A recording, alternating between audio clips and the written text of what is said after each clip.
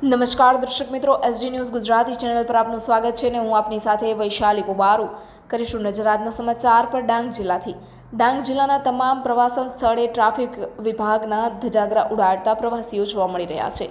Mini Kashmir Dang જિલ્લામાં વરસાદી માહોલ વચ્ચે અસંખ્ય પ્રવાસીઓ ડાંગનું કુદરતી સૌંદર્ય નિહાળવા ડુંગરો કે જંગલો કૂદતા હોય છે। ત્યાં આવા સંજોગોમાં મુખ્ય રસ્તે બાઇક રાઇડરો પોતાનું કૌશલ્ય અજમાવી રહ્યાના વિડીયો સોશિયલ મીડિયામાં તો દેખાય છે, પરંતુ ડાંગ ટ્રાફિક જાણે નોટબુક લઈને ઉઘરાણીમાં જ વ્યસ્ત હોય એમ સ્પષ્ટ દેખાઈ રહ્યું છે। આમ જોવા જઈએ તો ડાંગ જિલ્લામાં ટ્રાફિકનું કોઈ નિયંત્રણ જ નહીં, માત્ર અધિકારીઓ અને સ્ટાફ પોતાની ફરજ માટે ઉઘરાણીમાં જ રાચી રહ્યા છે। વિકાસની સરકાર લોકોની સુરક્ષા વ્યવસ્થા હેતુ ટ્રાફિક નિયંત્રણ માટે કડકાઈભર્યું વલણ દાખવી રહ્યા છે, ત્યાં ડાંગ જિલ્લામાં કોઈ અઘટિત ઘટના બાદ જાગશે ટ્રાફિક વિભાગના અધિકારી એમ દેખાઈ રહ્યું છે।